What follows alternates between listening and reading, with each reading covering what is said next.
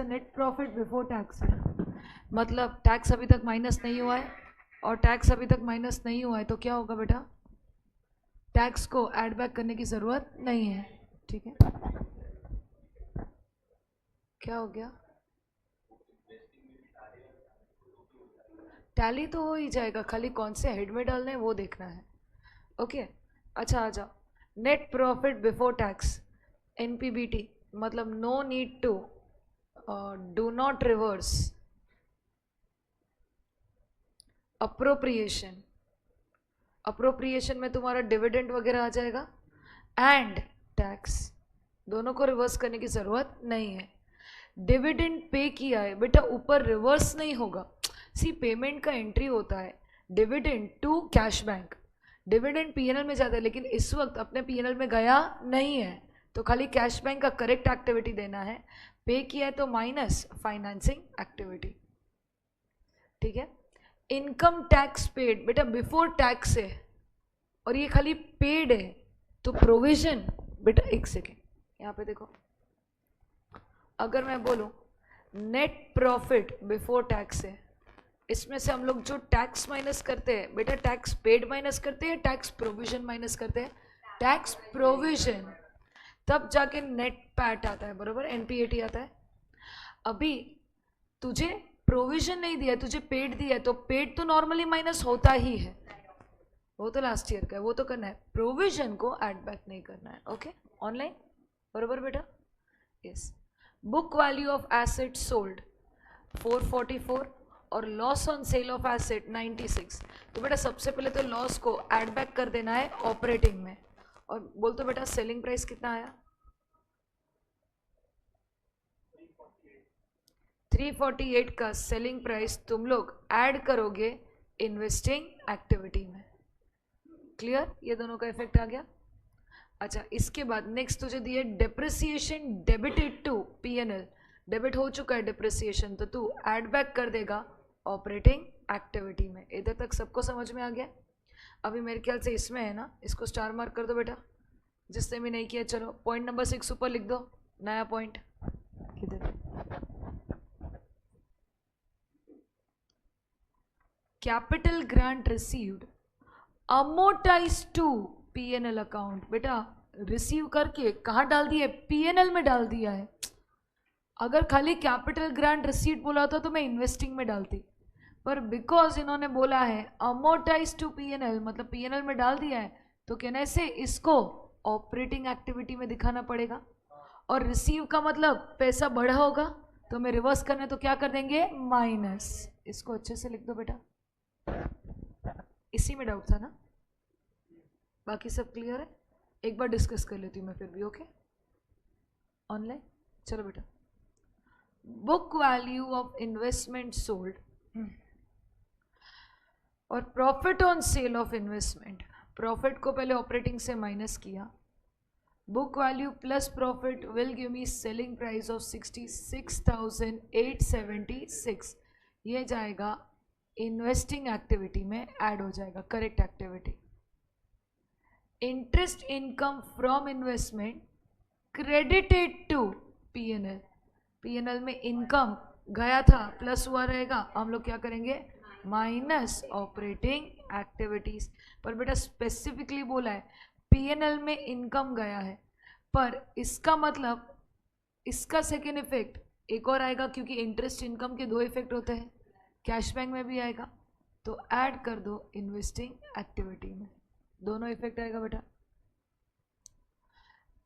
Interest expenditure debited to PNL and interest actually paid, याद है तुम लोगों को ऐसा लास्ट सम में भी था जब हम लोगों ने किया था, इसके पहले वाले में भी इंटरेस्ट 10,000 का था और पे 10,520 हुआ था, जो पे हुआ है वो कैश गया है, तो बेटा जो एक्चुअली पे हुआ है वो फाइनेंसिंग एक्टिविटी में जाएगा, ये बेवड़ों ने लिख के दिया है, ये आईसीआई का पास्ट एग्जाम पेपर है, ठीक है। और यहाँ पे इसको मैं ऐड बैक कर दूंगी ऑपरेटिंग एक्टिविटी में, क्योंकि ये पीएनएल में डेबिट हुआ था। तो बेटा करंट ईयर का 24,000 है, पर मैंने पे 26,084 किया, ऐसा क्यों? हो सकता है कुछ लास्ट ईयर का भी आउटस्टैंडिंग होगा, या हो सकता है कुछ नेक्स्ट ईयर का भी एडवांस में पे किया होगा, कुछ भी हो। हम लोग कैश फ्लो में बेटा कोई भी साल का पे किया हो, कैश गया ना तो दिखाना पड़ेगा। Clear? Increase in working capital excluding cash bank. बेटा वर्किंग कैपिटल मतलब current asset minus current, basically current asset ज्यादा है वो इंक्रीज हुआ है। वर्किंग कैपिटल बेटा करंट एसेट इंक्रीज होना मतलब ऑपरेटिंग एक्टिविटी माइनस होना। हो गया सबका समझ के? Next, purchase of PPE. Purchase clearly दे दी है अपने को डब्बा बनाने के साथ। बेटा these are type of sums. कल मैंने बताया था, हमने ऐसा ही ये वाला सम किया था। ओके एग्जैक्टली सेम है क्वेश्चन नंबर 10। अभी इसमें ना हम लोग हमेशा क्या करते थे, इशू ऑफ शेयर कैपिटल निकालने, तो लास्ट ईयर 8 लाख था, करंट ईयर 11 लाख हो गया, तो हम लोग बोलते थे 3 लाख का इशू किया। तो डिफरेंस ढूंढती थी और फिर करती थी। यहाँ पे सीधा ही डिफरेंस दे दिया। तो opening fixed asset, closing fixed asset लिखेगी, सेल ऑफ फिक्स्ड एसेट लिखेगी, तो बैलेंसिंग फिगर परचेज मिलता है। इधर ओपनिंग क्लोजिंग नहीं दिया है, सेल और उसका प्रॉफिट और लॉस दे दिया हमने, देखा इन्वेस्टिंग में, और परचेज भी दे दिया। तो एनीवेज ओपनिंग और क्लोजिंग का कोई भी इफेक्ट आता नहीं है, सीधा परचेज और सेल का दिखाना है। ठीक है बेटा, परचेज किया है तो पैसा गया investing. Capital expenditure on construction work. बेटा वर्क इन कंस्ट्रक्शन बोलो, इन्वेस्टिंग एक्टिविटी वापस है, कैपिटल वर्क इन प्रोग्रेस जो था ना वैसा। Grant received for capital project, ऊपर वाले कंस्ट्रक्शन वर्क का ग्रांट आया। लॉन्ग टर्म बोरोइंग्स बेटा add to financing activity. Provision for tax debited to P&L account, no effect. क्यों बेटा? क्योंकि ऊपर प्रॉफिट बिफोर टैक्स दिया, आफ्टर टैक्स होता तो प्रोविजन एड बैक करते, लेकिन अभी तक टैक्स गया नहीं है तो टैक्स को भी दिखाना नहीं है। मैडम बोला है बरोबर है, तो इनको इधर स्टार्टिंग में देना चाहिए था नेट प्रॉफिट आफ्टर टैक्स, तो मैं बोलती ठीक है नो इफेक्ट। ओपनिंग और क्लोजिंग कैश में 4000 का तुम्हारा आएगा। चेक कर लो बेटा होता है। यस, पूरा सम किया, किसी ने किया है? कहाँ पे मिस्टेक? पर चेंज तो कहीं पे भी इन्वेस्टिंग में दिखाएगा, टैली तो होना ही चाहिए। अच्छा, जिसको भी चाहिए नोट डाउन कर लो पॉइंट, सो दैट कंफर्म कर सको तुम लोग ये सब चीज़ें। हमने प्रीवियस वाले इसमें अज्यूम किया था आफ्टर टैक्स है, कुछ नहीं बोले तो अज्यूम करो आफ्टर टैक्स, पर ये सब में दे के रखा है before tax. Okay, note down करना है बेटा तो कर लो, कोई है जो कर रहा है? नहीं ना, कर सकते हो ना खुद से। यस ओके, खाली ये 6th पॉइंट मार्क करके इंपॉर्टेंट, अमोर्टाइज टू P&L है, इसकी वजह से ऑपरेटिंग। फाइन, चलो आगे करते हैं हम लोग। क्वेश्चन नंबर 5 पे आओ सब लोग। पढ़ना चालू करेगा सब तुम लोग, प्लीज़ आप थोड़ा पढ़ो। मैं सिर्फ इतना बोल देती हूँ, यहाँ पे ना पूरा तेरे को ट्रेडिंग P&L नहीं दिया है, उन्होंने तुझे सीधा प्रॉफिट बिफोर टैक्स दिया है, माइनस टैक्स। बेटा कौन सा टैक्स होता है ये वाला? अभी तूने बोला था टैक्स पेड की प्रोविजन, प्रोविजन फॉर टैक्स, तो प्रॉफिट आफ्टर टैक्स आया बेटा, उसमें से डिविडेंड माइनस किया। बेटा डिविडेंड कौन सा होता है, पेड होता है कि डिक्लेयर्ड होता है? इधर डिक्लेयर्ड, ताकि प्रॉफिट आफ्टर डिविडेंड। ये तुम लोगों का याद है, कल मैंने बोला था retained earnings is nothing but, यहाँ पे देखो डिफरेंस ऑफ P&L, 4 का 5000 हो गया, ये देखिए लास्ट ईयर है और ये करंट ईयर है। जो 4 का 5000 हो गया है वो और कुछ नहीं, ये वही रिटेन्ड अर्निंग्स। ठीक है, तो ये तुम्हारा स्टार्टिंग पॉइंट हो जाएगा 1000। अभी ये 1000 आने के लिए तुम लोगों ने 4500 में से, आई एम सॉरी इधर में 4500 में से 1500 माइनस किया, 3000 आया। 3000 में से 2000 माइनस किया, तो कहने से इसको रिवर्स करते वक्त ये दोनों को भी ऐड बैक कर देना पड़ेगा। You will start from year, add back all the things and do the sum. अगर तुझे याद हो बेटा, ये वाला सम हमने इसके पहले वाला किया था जब क्वेश्चन नंबर 3, तो तुम लोगों को ये सब भी दे के रखा था। ये सब क्यों दिया? क्योंकि ये सम डायरेक्ट मेथड से भी करना, इसके लिए दिया है। करंट सम में बस इतना ही दिया है, यहाँ के सारे पॉइंट्स की जरूरत नहीं थी, एडजस्टमेंट में भी दे सकते थे, करंट सम के एडजस्टमेंट में दे दिया है। ठीक है, तो अभी मैं एडजस्टमेंट्स पढ़ लेती हूँ, देख लो बेटा। तुम लोग बाकी का देखना ऊपर का, मैं एडजस्टमेंट पे आ रही हूँ। Further information available is, fixture पे खाली डेप्री लगा है 1000 का, तो डेप्री को क्या कर दोगे बेटा? ऐड बैक, और व्हीकल्स का भी डेप्री ऐड बैक। अभी व्हीकल्स ना सेल भी हुआ है, प्रोसीड्स का मतलब है सेलिंग प्राइस, ठीक है, और WDV तो तुझे तेरा प्रॉफिट मिल गया। तेरा WDV 1000 था, प्रोसीड इतना था, तो प्रॉफिट इतना था। बोलो बेटा तुम लोग अगर एक ही एडजस्टमेंट है, जर्नल एंट्री लिखोगे तो कैश बैंक डेबिट होगा, कितना आएगा बोलो ना बेटा? 1700 to vehicle 1000 to PNL profit on sale कितना आएगा? 700। फिर तुम लोग व्हीकल का डब्बा बना के परचेज का फिगर ढूंढोगे।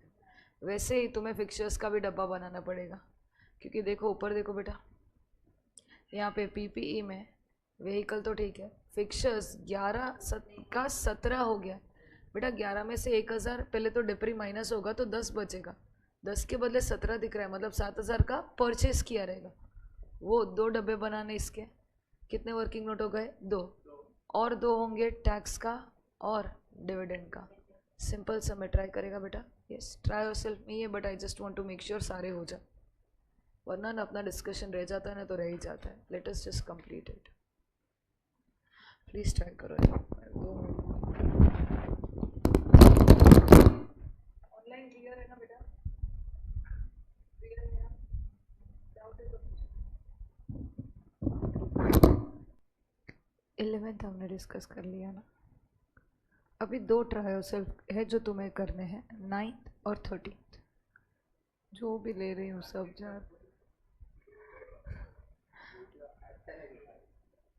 है घर पे नहीं।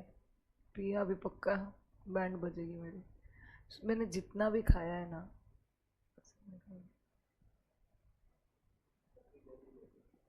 हाँ ये लिया है, हाँ ओमनी का ये ORS भी लिया, ORS लिया।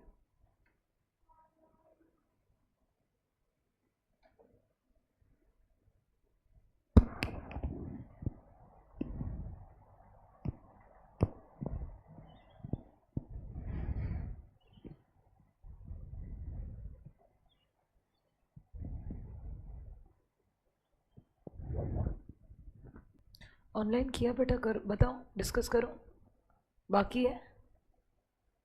हाँ तो एक काम करो, तुम लोग भी करो, मैं भी वर्किंग नोट्स चालू कर देती हूँ, ठीक है? फिर कंपेयर कर लेंगे सोल्यूशन। बनने हो ना? एक में 1000, एक में 2500। कैसे पता चला फिक्चर्स अकाउंट बनाना है? क्योंकि एडजस्टमेंट में दिया, इसके लिए बना रहे हैं। डिप्री का एंट्री भी नहीं लिख रही हूँ, सीधा इसमें ही डिप्री दिखा देंगे। Okay, no need to worry, इसी में इफेक्ट दे देंगे। इफेक्ट्स देख लेना एक बार, कंफर्म कर लो ताकि ख़त्म कर सकें। Let's add back to operating activity. Above entry was less from investing activity.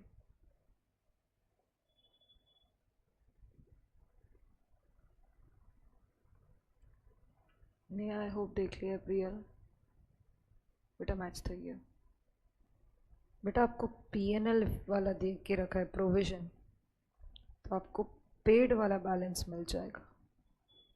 They have given you PNL ना, provision for tax.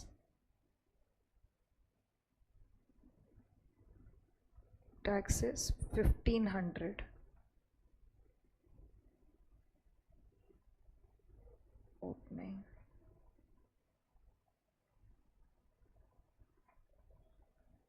1500, opening 1500, paid भी 1000 ही आया आपको। बाय PNL में आएगा, क्योंकि PNL अकाउंट में आपको एक डिविडेंड दिया है। PNL अकाउंट में को डिविडेंड 2000 का दिया है बेटा। इसका मतलब ये इंटरिम डिविडेंड होगा, समझो।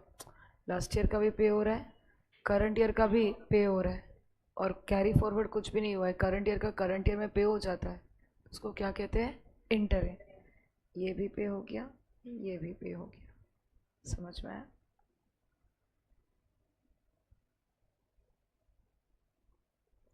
नहीं क्लोजिंग कुछ नहीं, पे हुआ है financing, add back operating.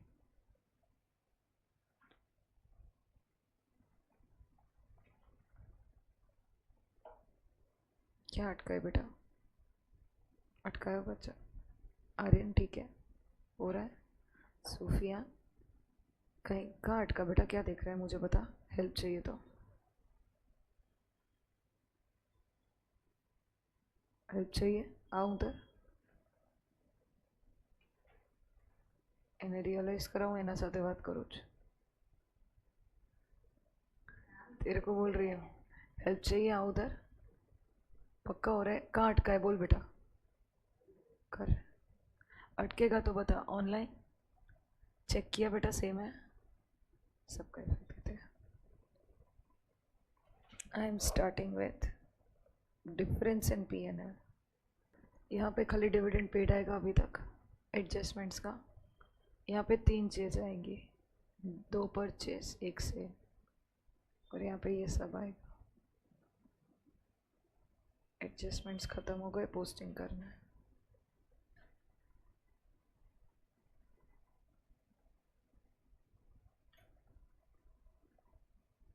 Issue of equity share capital 10,000. Note number 1.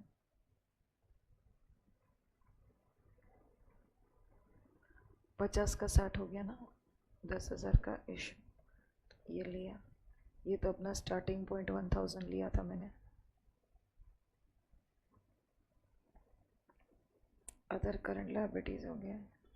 Building 10 का 10 ही है, नो चेंज. कहीं कैश फ्लो हुआ ही नहीं बिल्डिंग में, ना आया ना गया. व्हीकल और फिक्चर्स हो गया.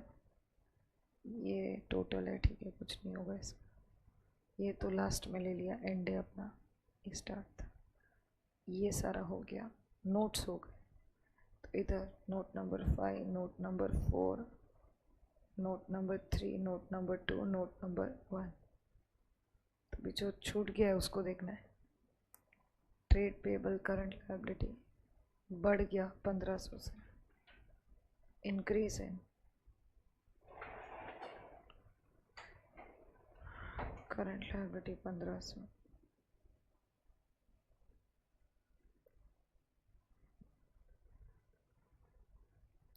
Next current investments.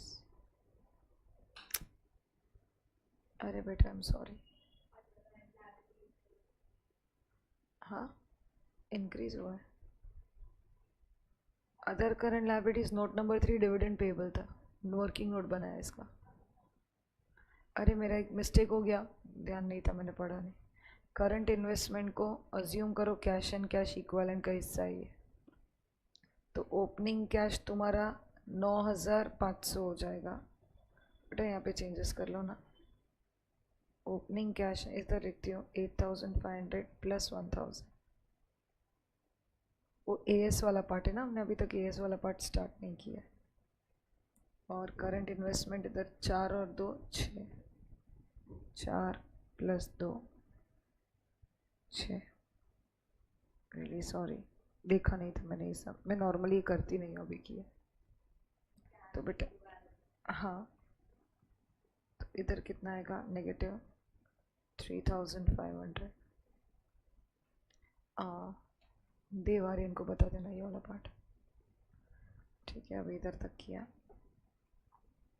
इन्वेंट्रीज 14 का 17. करंट एसेट बढ़ गया है, ऑपरेटिंग माइनस होगा 3,000 से. माइनस इंक्रीज है इन्वेंट्रीज 3,000. और 6 का 8 हो गया. ये भी इंक्रीज हुआ है बेटा, 6 का 8 हो गया है 2,000. Increase in trade receive. बेटा वो ना इसका पार्ट आता है. क्या हुआ? तो टैली तो होगा ही ना, क्योंकि तूने इसमें लिया है, तूने इधर लिया है करेक्ट उसको, करंट इन्वेस्टमेंट्स को. अरे टैली होगा ही. तो ऊपर देख, current investment can be cash and cash equivalent और can not be cash and cash. If nothing is given we assume it is part of cash and cash equivalent. तो ऊपर जहाँ तूने इफेक्ट दिया ना वहाँ से हटा दे, और उसका यहाँ पे देख ऐसे इफेक्ट दे दे, क्योंकि तूने अल्टीमेटली डिफरेंस ही दिखाया ना 1,000 का. वो टैली तो होना ही है बेटा. इट इज़ जस्ट कौन से पार्ट ऑफ में ले रहा है, कुछ नहीं. 1,000 किस में डाला है तूने उसको? इन्वेस्टिंग एक्टिविटी में डाला है ना. करंट सॉरी करंट लिया है तो तूने इसमें डाला होगा ऑपरेटिंग में. निकाल दे वहाँ से, 1000 निकाल दे वहाँ से, और यहाँ पे 1000 का इफेक्ट आ जाएगा। ये 4.5 के बदले 3.5 कर दिया। देखो अजम्पशन नहीं लिया तो तूने जो किया है वो करेक्ट किया है। Nothing is given, we assume it is part of cash and cash equivalence first sum हुआ जिसमें आया है ये। इसे इधर लिख दे ताकि मैं प्रोसीड कर सकूं बेटा।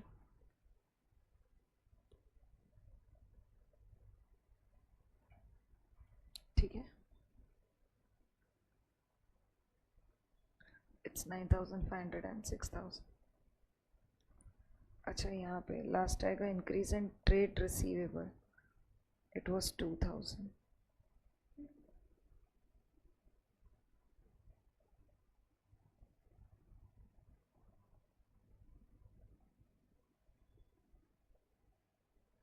किसका लेक्चर था पहले?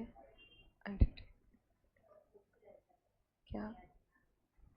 अच्छा हाय, मेरा उनके साथ बहुत अच्छा जम रहा है।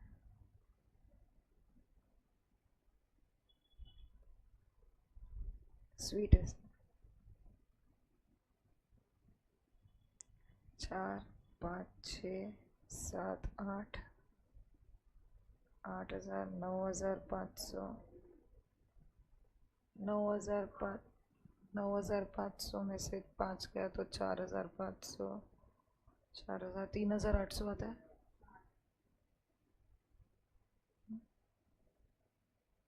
नेट कैश इनफ्लो आया बेटा तेरा 1,000 का डिफरेंस। इधर आएगा net cash outflow from investing activity, तो देख ले कहाँ पे ऊपर 15 14 13,300 नेगेटिव, और यहाँ पे आएगा 7,000 नेट कैश आउट इनफ्लो। मैंने ओरली कैलकुलेट किया है फ्रॉम 7,000। क्या बोल रहे हो, रुको यार। ये देखो मैंने एक साथ सब कुछ उठा के ले लिया था, बार बार ऊपर नीचे नहीं किया था, कुछ मिस हो गया देख लो। मैंने भी हो सकता है ये भी एक आधा चीज़ ले ली। अरे हाँ मैंने टैक्स पेड लास्ट में लिखती हूँ ना, मैंने नहीं लिखा। 800 3,000 का टैक्स पे किया है। 3,000 है। मैंने सोचा भी था लिखना है ले, मुझे नहीं याद है बेटा। एक सेकेंड यहाँ पे देखो ना, 1,000 है बेटा, 1,000 आया तो ये 2,800 हो गया। तो भी नहीं हो रहा है, देख ले बेटा, मैं बोलती जाओ, ताकत नहीं है, देख ले, बोल दे बेटा। पॉइंट सारे होने चाहिए ना, क्या फर्क पड़ता है।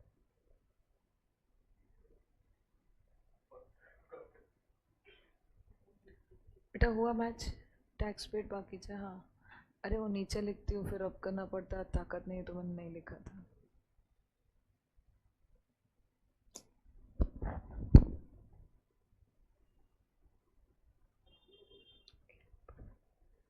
तेरा हर एक आइटम आ गया।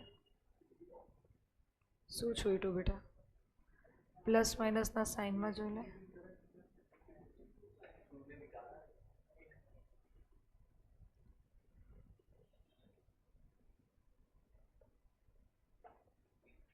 સોફિયાના 2,800 13,300 7,000 पॉजिटिव 8 टैक्स पेड उसने 3,000 ले लिया था 1,000 के बाद। चलो हो गया सब समझा। तू कल बोल रहा था ये बड़ा सम, एक्चुअली नहीं था, इसमें तो 2 ही पॉइंट है, छोटा है, खाली दिखाया लेंदी है नहीं। हाँ पर एडजस्टमेंट देखिएगा तो हार्डली कुछ था ना बेटा। अच्छा अभी ना ये वाला सम तुम लोग करोगे, जैसा तुमने बोला ना घर पे ट्राई करना, मैं बोल देती हूँ इसमें तुम लोगों को क्या क्या ध्यान रखना है। 12 पे आओ। हाँ बेटा, हाँ बेटा इम्पोर्टेंट सम है। अच्छा सुनो, 12th में ना I want to explain the entire sum. सुनो ना, इम्पोर्टेंट मार्क किया. I want to explain the entire sum. I am just asking you to try it home. जब ताकत आएगी ना सैटरडे को पूरा अच्छे से समझाऊंगी. खाली तुम लोगों के लिए नया पार्ट कौन सा है? दो है. एक तो नेट प्रॉफिट है बिफोर इनकम टैक्स. इसका मतलब कि appropriations and provision for tax and income from lawsuit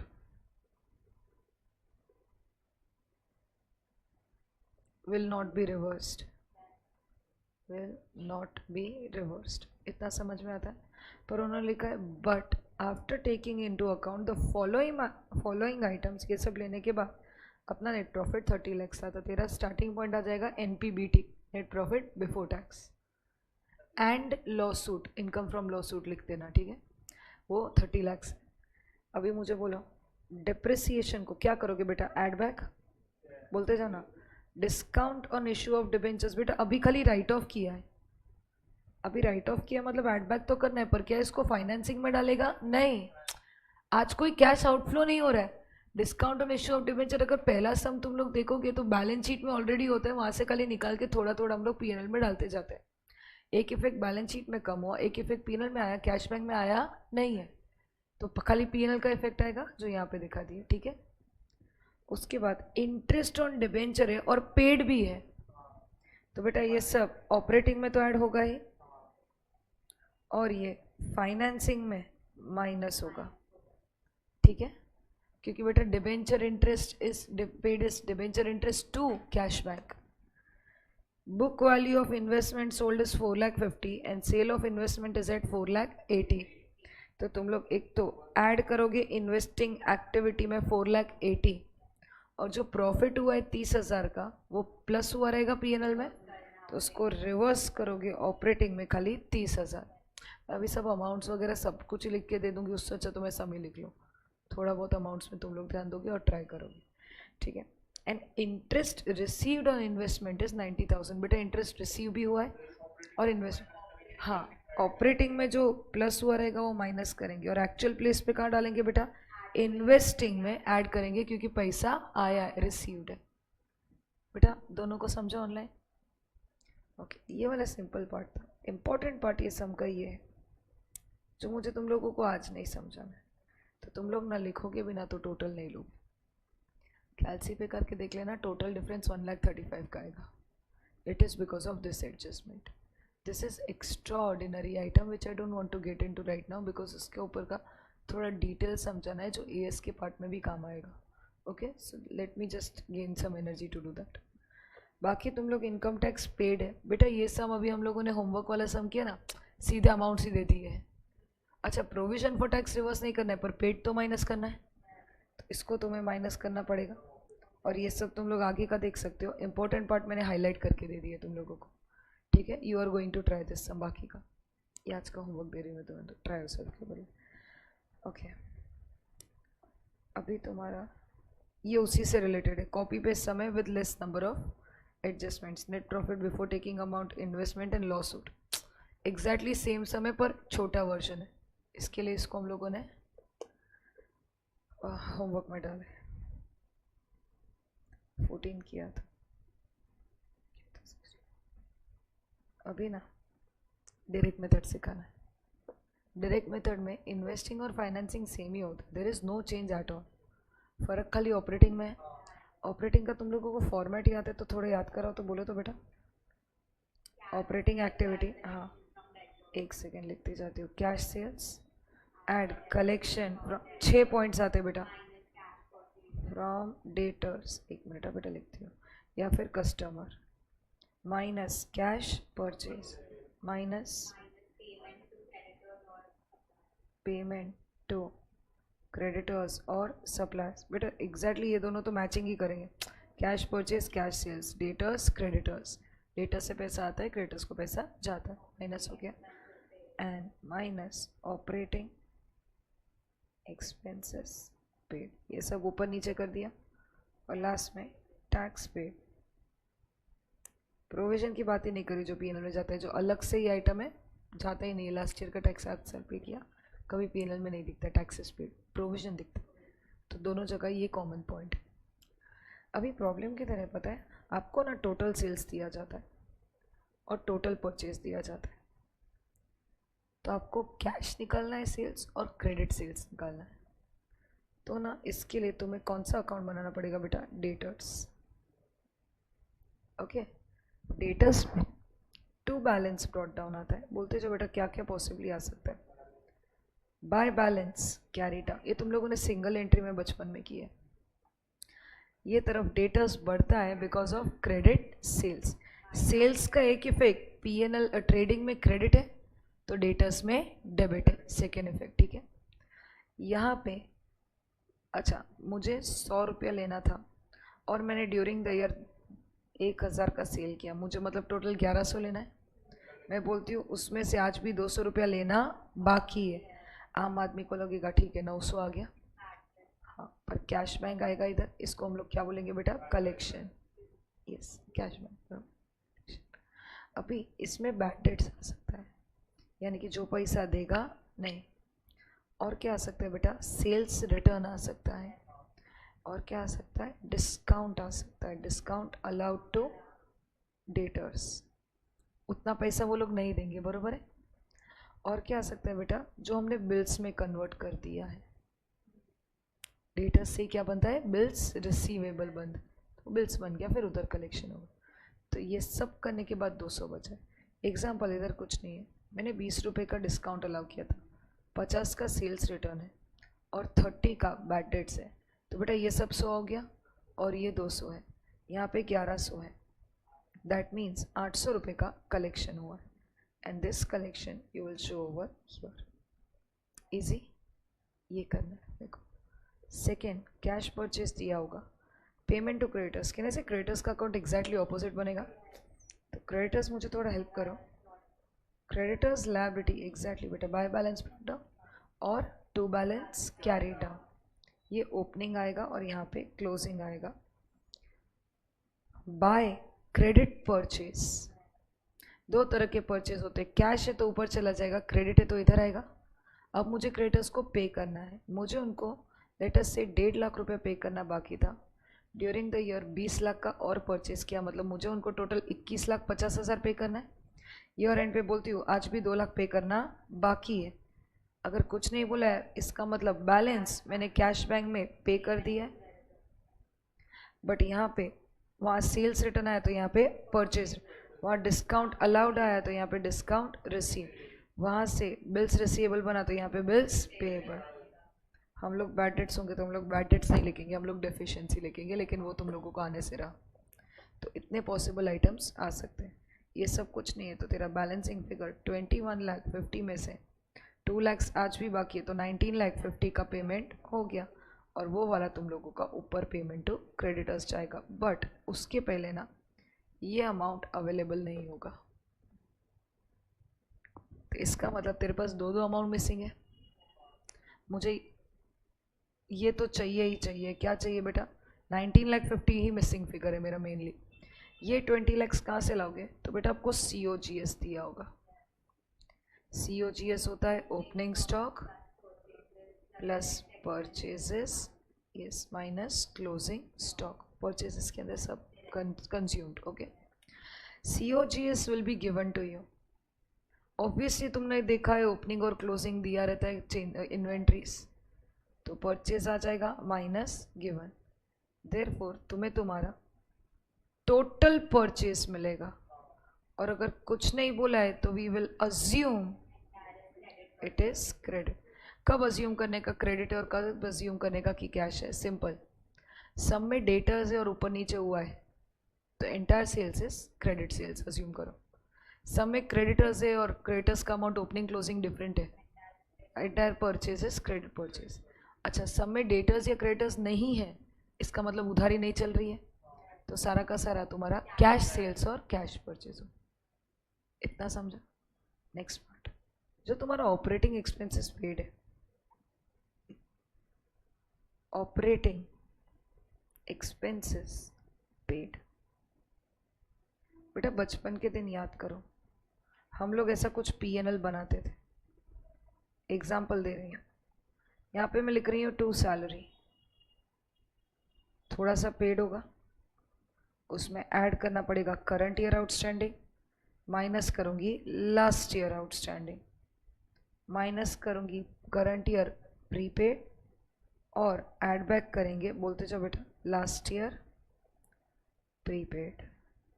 ये सब करने के बाद आउटर कॉलम में एक फिगर आता है. जल्दी से बोला, ऐसा कुछ धुंधला धुंधला याद आ रहा है कि नहीं आ रहा है? करेक्ट बेटा. तुम लोगों को ना PNL दे दिया होगा, तो this will be given to you. ये सब तुम लोगों को सर्च फ्रॉम बैलेंस शीट. बेटा बैलेंस शीट में आउटस्टैंडिंग एक्सपेंस और प्रीपेड एक्सपेंस दिया होगा. बता देती हूँ तुम लोगों को. इधर देखो, कोई लिखेगा नहीं. क्वेश्चन नंबर 3 ना दोनों मेथड से करना था. देखो इधर लास्ट लाइन, डायरेक्ट इनडायरेक्ट दोनों मेथड से करना है. यहाँ के बैलेंस शीट में देखो, accrued liabilities. Accrued liabilities are your outstanding expenses, and ऊपर प्रीपेड भी देके रखा है. तो तुम्हें क्या करना पड़ेगा बेटा, एक्सपेंसेस पेड ये फाइंड अगर करना है तो आपको PNL देके रखा है ये समय. ये देखो आपको यहाँ पे एक्सपेंसेस, ऑपरेटिंग एक्सपेंस देके रखा है. ठीक है, 1,40,000 जो भी देके रखा है. हम लोग इधर लिखेंगे इसको, ये सारे अमाउंट्स डालेंगे, फिर देखेंगे कि पेड कितना है. डोंट राइट 1,47,000, राइट 1,10,000, क्योंकि 147 में 37 का डिप्री है, तो वो हटाने के बाद बाकी का पे किया रहता है. डिप्री हम लोग अलग से दिखाते हैं. तो बेसिकली 2 ये सैलरी के बदले operating expenses and 2 डिप्री. डिप्री 37 and operating 1,10,000. ये हो गया तेरे PNL के फिगर्स. तुम लोगों को इनर कॉलम मिसिंग है, सीधा आउटर कॉलम में 147 दे दिया है, तो ये रहा तेरा 147.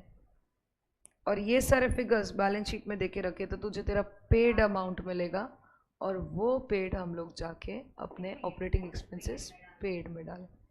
This was the important part which I wanted to teach you. क्योंकि हमने जो सम्स किए थे ना डायरेक्ट मेथड के, बहुत बेसिक सम किए थे. ठीक है, उस वक्त ये सब समझाना इजी ही था, बट खाली इतना था कि पहले इनडायरेक्ट अच्छे से समझ लो, ताकि डायरेक्ट में फिर कोई प्रॉब्लम नहीं हो. ठीक है, दैट इज़ द, इसलिए हमने अगर सीक्वेंस भी देखोगे तो डायरेक्ट सब लास्ट में ही रखे हैं. वो बेसिक खाली डे 1 को हम लोग समझा देते हैं, क्योंकि ऑलरेडी थियोरी हैवी होता है, तो क्या इजी लगे उसके लिए. इस सब जो डिफ़िकल्ट पार्ट है वो हम लोग लेटर ऑन लेके आते हैं. इतना भी डिफ़िकल्ट नहीं, खाली 3 वर्किंग नोट आएगा. डेटर्स का स्ट्रेट अवे आएगा. क्रेडिटर्स के लिए पहले COGS होगा.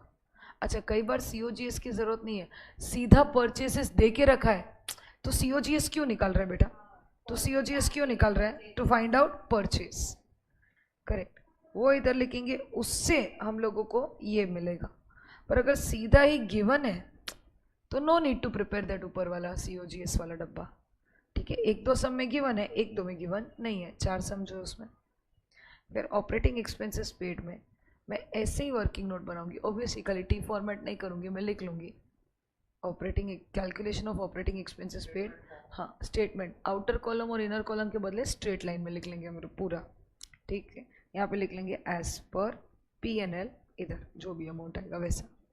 This is how I am going. अच्छा, लोग इसका भी डब्बा बनाते हैं, लेकिन इसका डब्बा बनाने में ना बहुत ज़्यादा कंफ्यूजिंग लगता है. इससे अच्छा ये करो ना बेटा, वर्किंग नोट ही तो है, सब लोग अपने वे से कर सकते हैं. There is no hard and fast rule in working note. Yes, main answer format has to be done. Operating, investing, financing, taxes at the end, current asset liability उसके पहले और उसके पहले मिक्स, वो फॉलो करना ज़रूरी है, इसमें ज़रूरी नहीं. क्लियर है? यस, लिख सकते हैं हम लोग ये वाला पार्ट. प्लीज़ डायरेक्ट मेथड का हेडिंग देखें, ये लिख लो.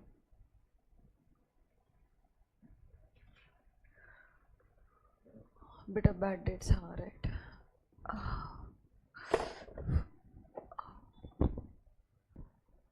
सॉरी यार, 2 सम डिस्कस हुए और 1 सम लिखा ना यार, not good. But I will compensate this रोज, लाइक एक्स्ट्रा आवर्स लेना. ओके, ठीक है बेटा.